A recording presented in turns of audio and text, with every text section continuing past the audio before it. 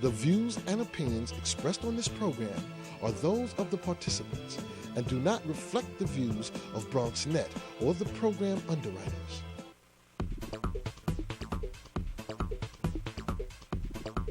BronxNet. Your voice, your views, your vision. Coming up, Valentine's Day. Love is in the air, and we're going to let you know there's a very special play that you don't want to miss for this Valentine's Day season. That's the topic of conversation. It is called, guess what? I don't know why he loves me. That's coming up next here on Perspectives.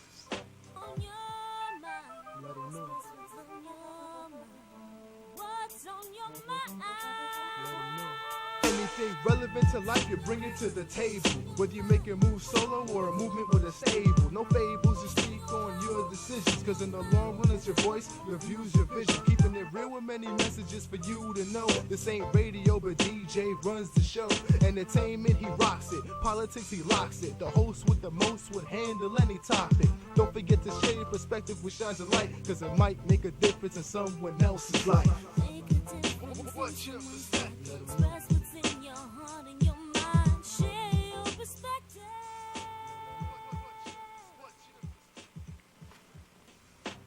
And hello, everyone, and welcome to another edition of Perspectives. I am Darren Hyman, and of course, we invite you to stay tuned to Perspectives because we bring you a variety of different ones. Political, news, current events, sports, health, African-American history, just a variety of the different perspectives that you can see here on the show.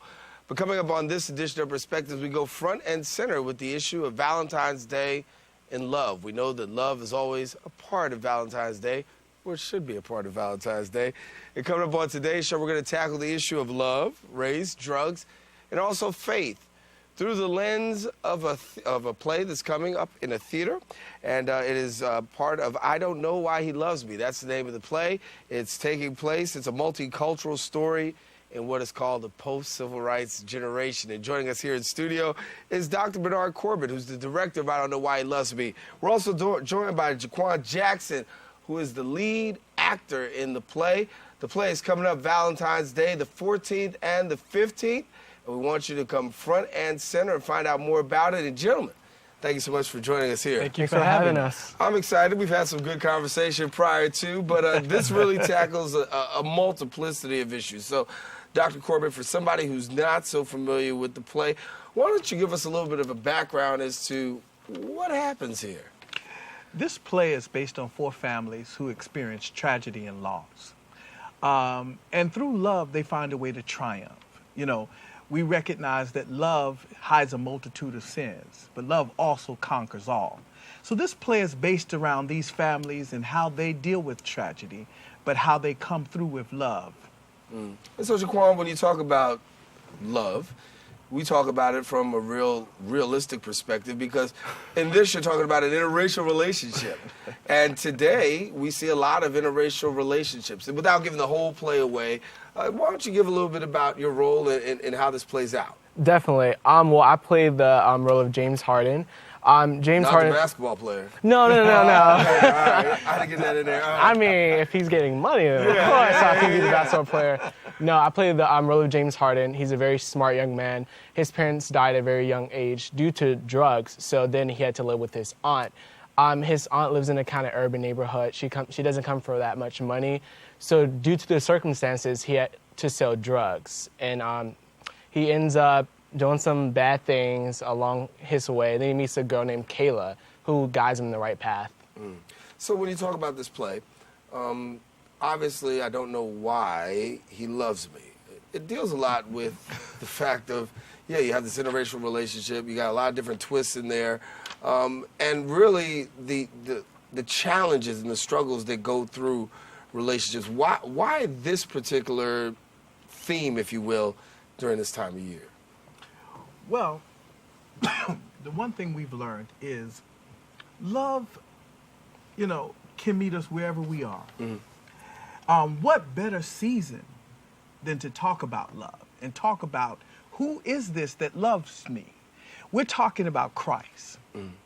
Everything is centered around him. No matter what we go through, no matter what our struggles are, He has a way of reclaiming us, a way of bringing us back to him. He looks beyond what we've done and who we are. No matter how far away we are, his love brings us back. So that's why we chose this season to share love with someone and let them know that Christ is also love. And it's Valentine's, so it's perfect season. Yeah, Valentine's Day. So you got an amazing Love cast. is in the air. Love is in the air. Yes, Love is in the definitely. air. You got this amazing cast. Yes. Yes. And so give us a little bit more about the cast. Well, the cast is interracial as well. And the cast is built up of about 21 actors.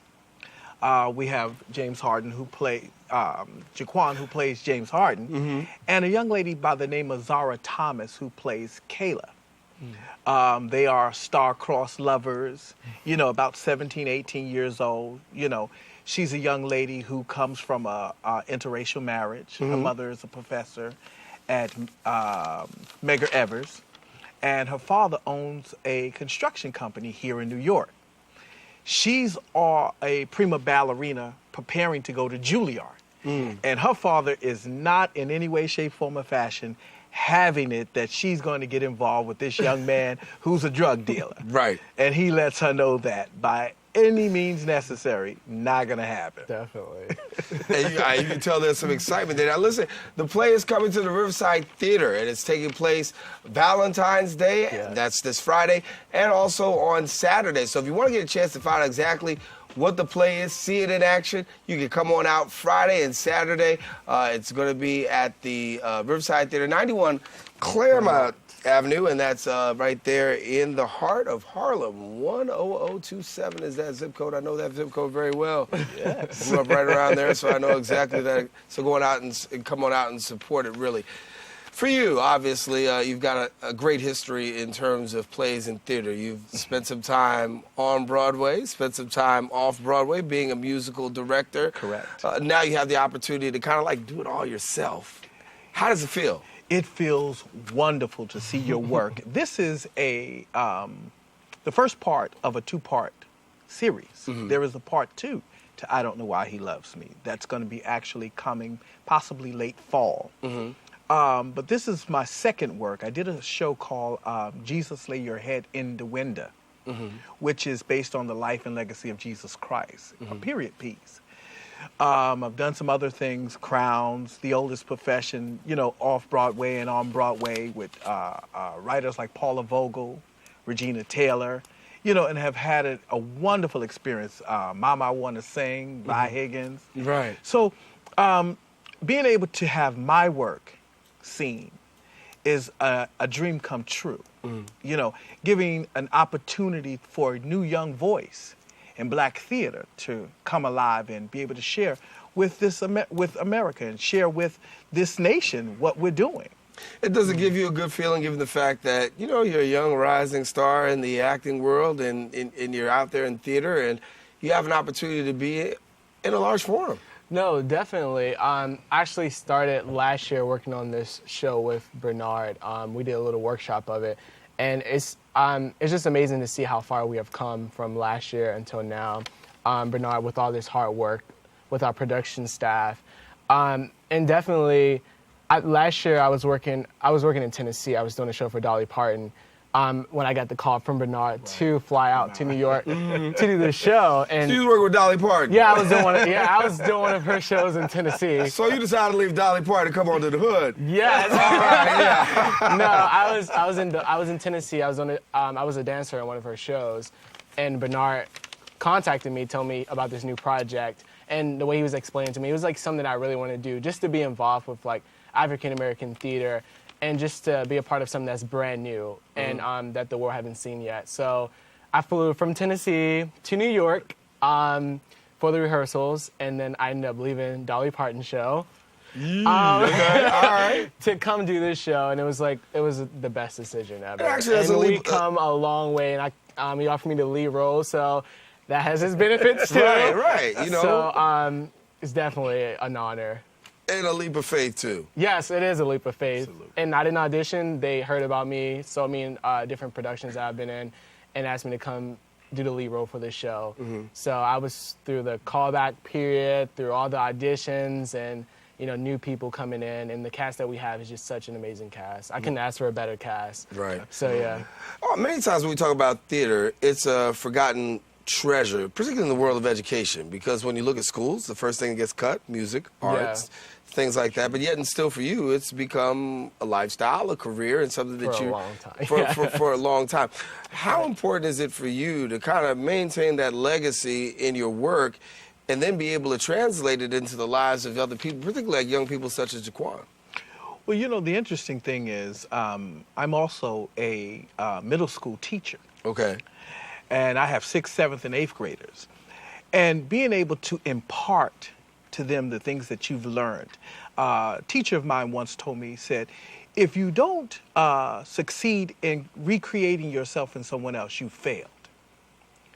And what he meant by that was, all that you've learned, it's your responsibility to share it with someone else, to motivate, cultivate new young talent that's going to come behind you to keep the legacy of African American theater alive. And Jaquan is a perfect example of that.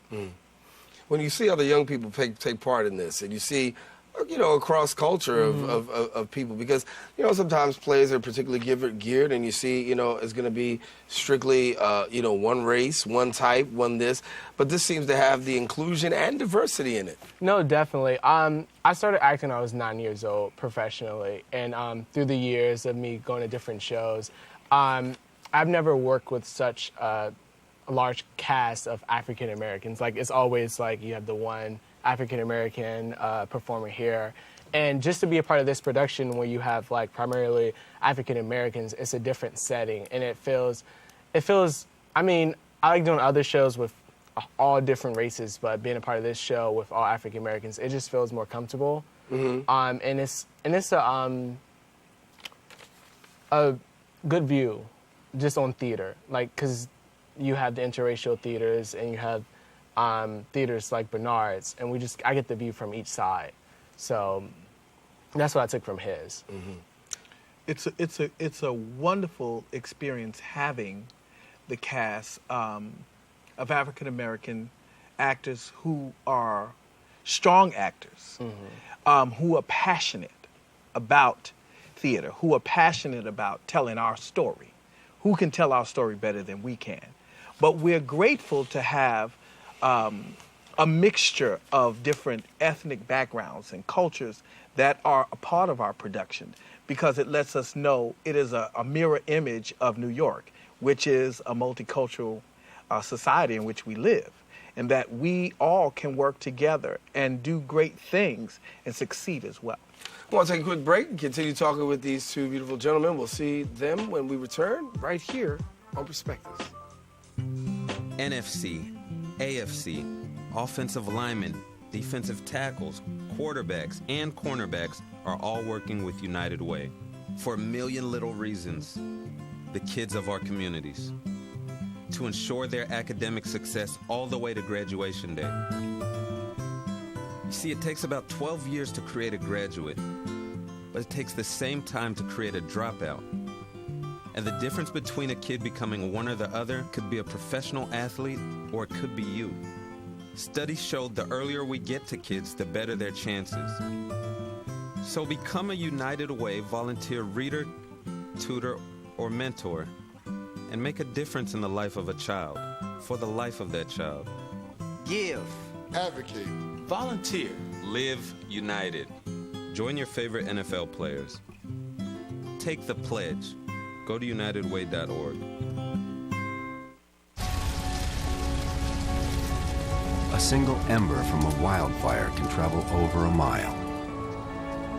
That ember can ignite and destroy your home or community. You can't control where that ember will land. Only what happens before it does.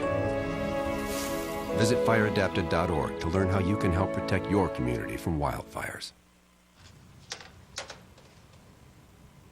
Wow, these are really good. You act surprised.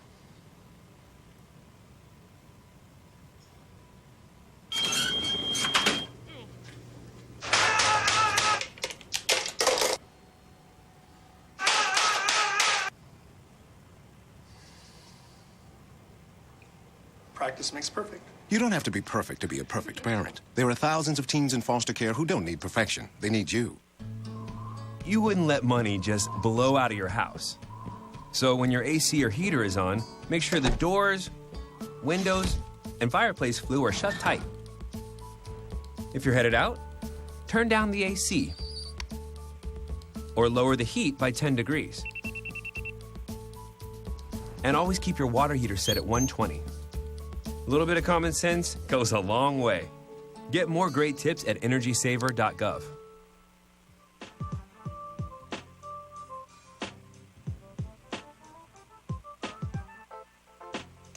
And welcome back here to Perspectives. Darren Jaime here with you, and we are glad to have you sharing with us, talking about an upcoming play that is taking place. I Don't Know Why He Loves Me, and that's going to be taking place the 14th and the 15th.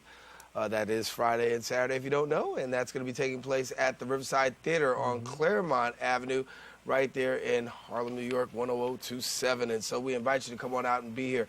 We're joined by Dr. Bernard Corbett, who's here with us, as well as Jaquan Jackson, who plays the lead role of James Harden, not the basketball player, another player that's doing some great things.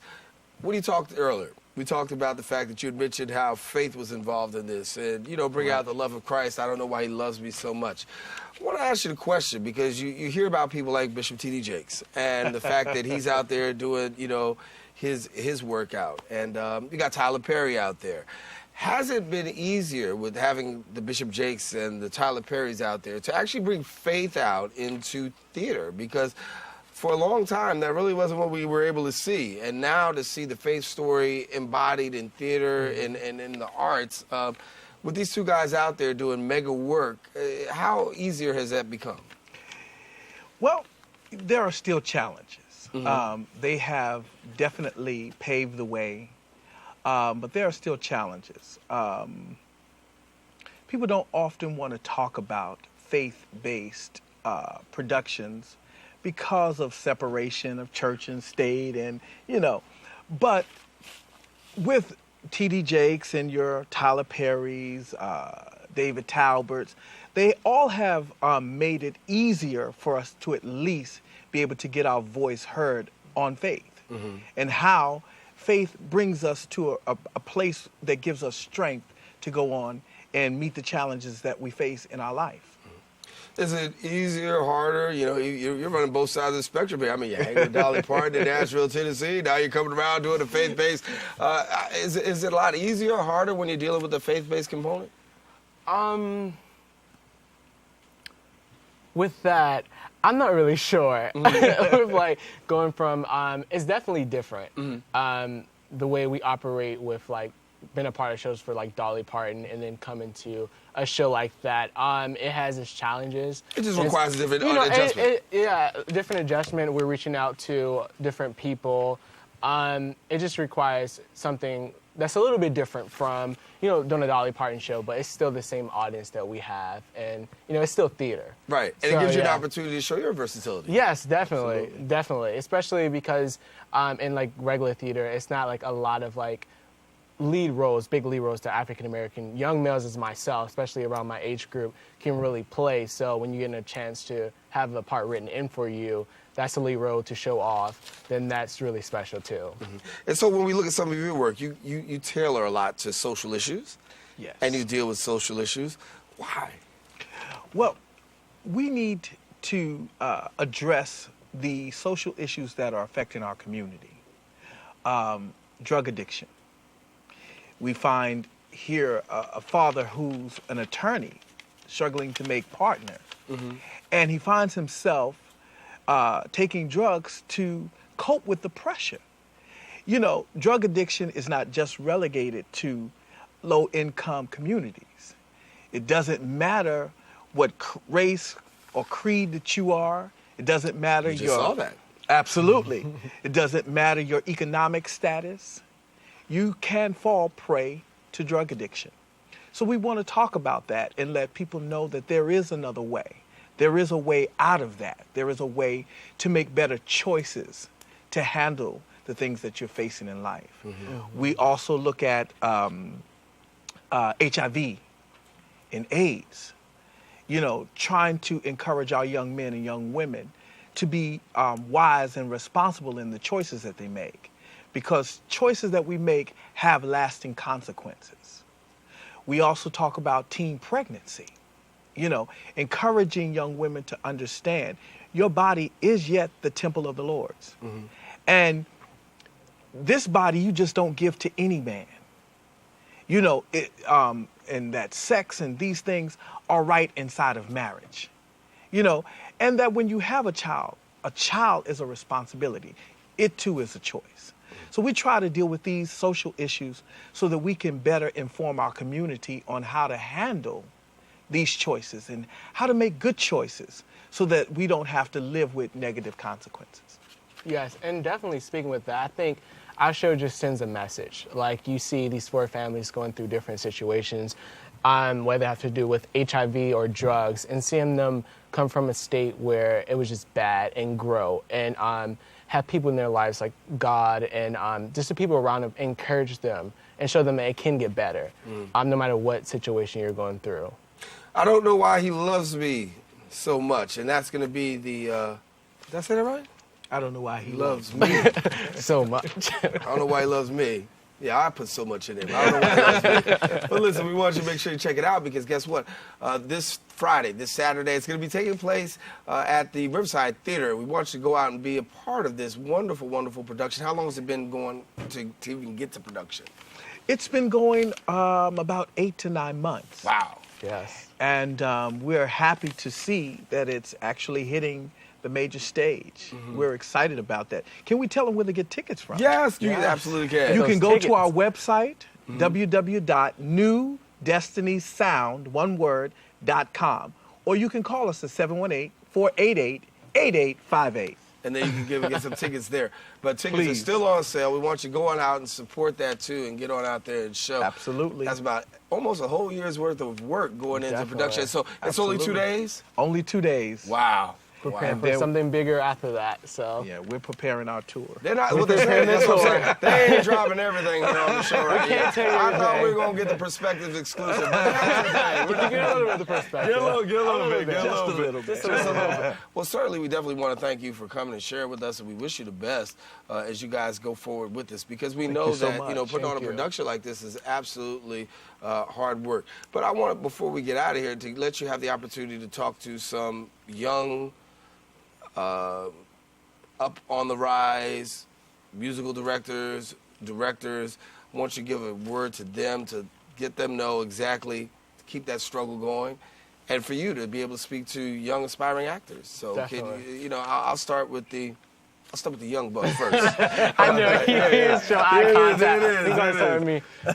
me. Basically, what I can say to like people my age or just African American kids or anybody, if you have a passion for acting, never give up on it. I know you hear that a lot, but truly never give up on your passion, because you never know how close you are to something, because you could be working towards something for a long time, and then you get to that point where you want to give up and where your opportunity was right around the corner.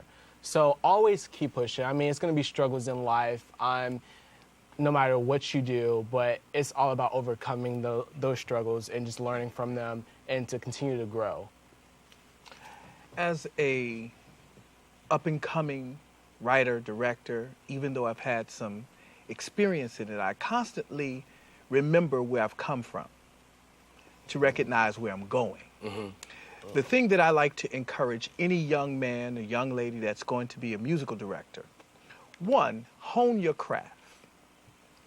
One teacher always told me the success comes from remembering the 5 Ps. And I said to him, what do you mean 5 Ps? He said, proper preparation prevents poor performance. If you prepare yourself, you will succeed.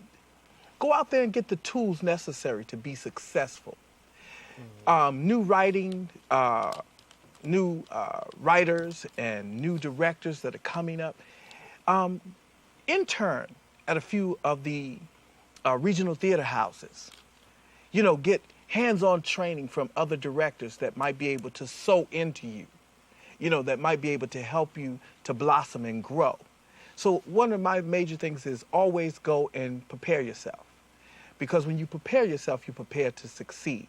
And if you stay ready, you never have to get ready. There you go. That's right. That's right. That's the truth I learned a long time ago. If you stay ready, you never have to get ready. You'll always be ready. Yes. That's right. So we definitely hold true to those ones. I want to thank you guys for coming and sharing with us. Thank you for having us so much. And we want to wish you the best on this production. Obviously, the 14th and the 15th will be Major Butterflies and what? Oh, absolutely. Yes, I'm excited. Yeah. I'm really excited, yes. Good. Many sleepless nights.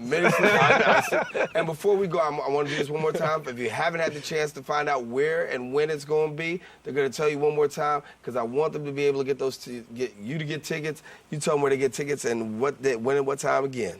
It's going to be Friday, February the 14th, 2014 at the Riverside Theater, 91 Claremont Avenue. And the 15th. And also the 15th at 7:30. Tickets are $40 and $45. You can reach us at newdestinysound.com or 718-488-8858. Thank you. All righty. Well, we thank you both for coming and sharing with us. Dr. Thank Corbin, you so much for having us. you, man. Thank you so much. Shaquan, best wishes, man. And Thank can I ask you, how old are you? 20. 20? Yes, I'm on 20. On the circuit? Yes. Doing well. 20 years old. That's all right. You got a great career ahead of you. Keep up the good work. Thank you for stopping by here at Perspectives. And, of course, we want to tell you that about wraps it up for this particular edition of Perspectives. I'm Darren Hyman. We want to let you know, get out there, celebrate Valentine's Day. Check out this play. It's an awesome production. You got two very talented people that we've seen sitting right here and a whole cast more that you have not yet met. So come on out and check it out at the Riverside Theater, and you'll be blessed by going out there and having that experience. And so for all of us here on the Set of Perspectives, we want to thank you for watching. We encourage you to share your perspective because it just might make a difference in somebody else's life. Be sure to hit us up on Facebook, Twitter, like us, love us, but please don't leave us. We want to tell you that. And we'll look forward to seeing you on a future episode. For all of us here on the Set of Perspectives, I'm Darren Hyman. Thanks for watching. Until the next time we meet, stay safe and God bless.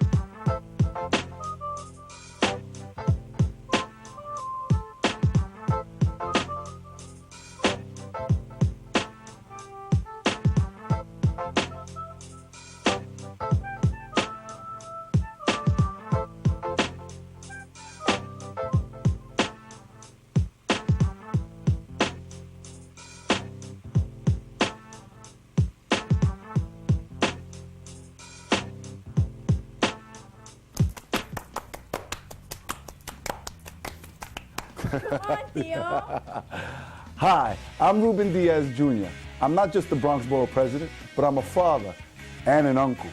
I can't emphasize enough how important it is for men and fathers to be a part of their children's lives. Let me talk to you about a program that's come out of my office, the Bronx Fathers Taking Action Committee, which is a committee of Bronx fathers and men formed to help uplift the institution of fatherhood while responsibly respecting the privilege of being a dad. Our mission statement is to engage, empower, educate, and encourage fathers, grandfathers, and uncles of all ages by providing them with the resources and help that they need in order to build new relationships with the leaders in our community. Ultimately, this initiative will help reinforce Bronx men as positive role models. So, I just want to take the time out to encourage fathers, grandfathers, uncles, men of all corners of the Bronx to take an important role in the lives of the children in your family and in our community, and also to get involved in this uplifting committee. Good job, Theo. Thank you. Let's start it again, Theo. All right.